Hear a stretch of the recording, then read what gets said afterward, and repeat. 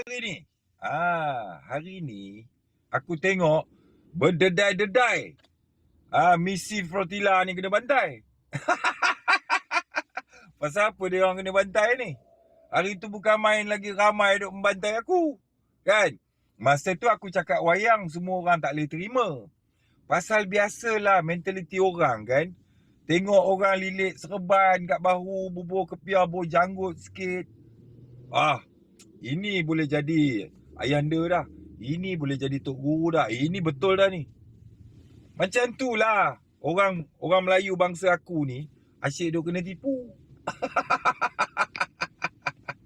Bos songkok sikit, masuk masjid, kan, baca doa sikit, mat kunyit kaki jubur pun boleh jadi ulul amri. Itulah mentaliti orang aku. Kan?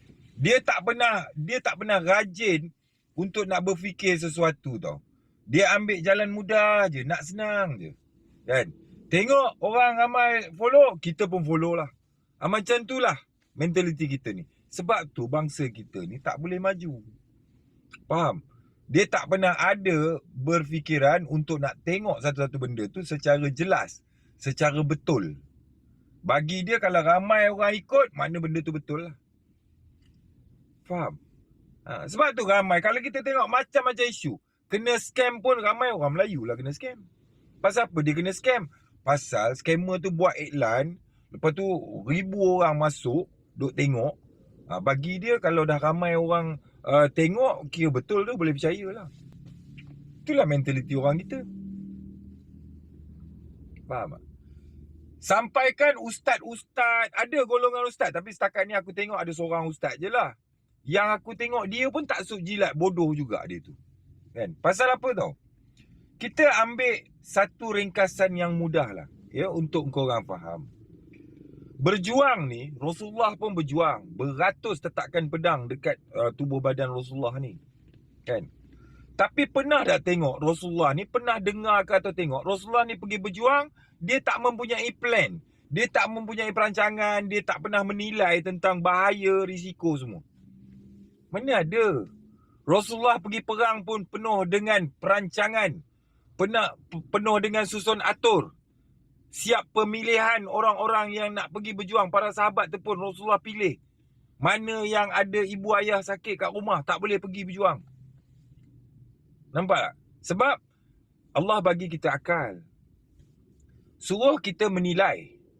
Dalam dunia ni yang boleh menilai sesuatu tu adalah manusia saja. Sebaik-baik kejadian, dia ada akal.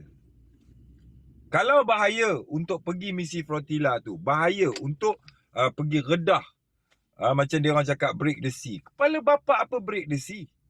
Kan? Dah berapa lama korang nak break the sea tu, tak pernah berjaya pun. Faham tak? Matlamat utama korang nak break the sea. Kalau kau boleh break the sea tu, what will happen dekat Gaza tu? Kau break hari ni, lepas sampai ke Gaza, besok dia tutup balik. Masalah. Jadi sebab tu aku kata tindakan misi Flotilla ni adalah wayang. Kan? Kita tak pastilah sama ada dia memang dibayar oleh Israel untuk melakonkan sesuatu watak, bagi memberi sokongan. Sokongan tu contohnya macam aku ada akaun bank dengan Israel saja dekat 20 akaun. Lepas tu ada budak Kelantan tu dia kata aku baruah Israel, mahkamah tak sabitkan dia bersalah pun. Jadi aku adalah baruah Israel, mungkin aku adalah ejen Israel. Tapi untuk nak menarik sokongan di Malaysia ni untuk menyokong Israel secara straightforward, memang tak boleh. Jadi lahirlah pelakon-pelakon ni semua. Faham tak?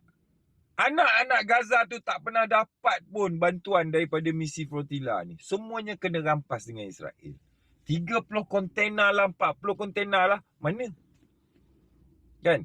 Bila kena tangkap je, oh Israel ni pukimak, Israel ni sial, Israel ni memang jahat, Israel ni telah melanggar undang-undang antarabangsa. Kau baru nak cerita ke? Israel tu punya lahanat dia dah langgar undang-undang antarabangsa ni sejak dulu lagi. Baru hari ni kau nak cerita kat orang Israel melanggar undang-undang antarabangsa. Israel always break the rules, mah. Faham? Jadi sekarang ni, bila kita tengok, kos untuk pergi sana apa semua, siap aku dengar kata ada kerajaan umumkan pula satu bajet untuk dia. Bajet yang kerajaan umumkan untuk flotilla ni, pakai duit siapa? Duit Perdana Menteri Anwar Ibrahim punya duit ke? Ke duit bapa Anwar Ibrahim? Of course lah duit kerajaan. Duit kerajaan, duit siapa? Duit rakyat. Faham tak? Jadi sebab tu, kita sebagai rakyat berhak bersuara untuk mengusulkan apa yang kita tengok tu tak masuk akal. Betul tak? Untuk apa pergi break the sea tu semua? Dapat apa?